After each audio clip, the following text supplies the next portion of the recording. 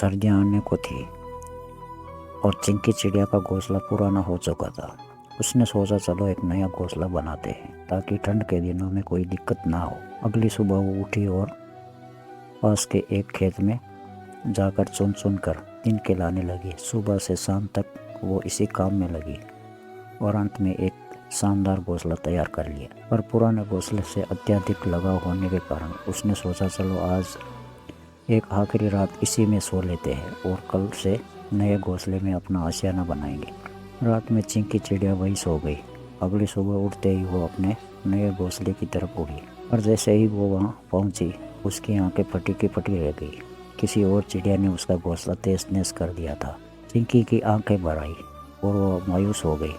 आखिर उसने बड़े मेहनत और लगन से अपना घोंसला बनाया था और किसी ने रातों रात उसे तबाह कर दिया। पर अगले ही पल कुछ अजीब हुआ। उसने गहरी सांस ली, हल्का सा मुस्कुराई और एक बार फिर उस खेत से जाकर तिनके चुनने लगी।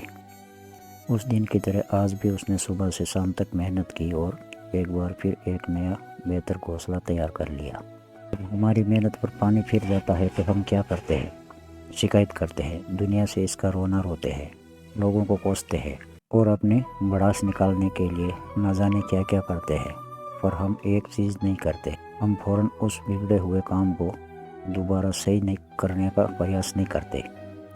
और चिंकी चिड़िया की ये छोटी सी कहानी हमें ठीक यही करने की सीख देती है।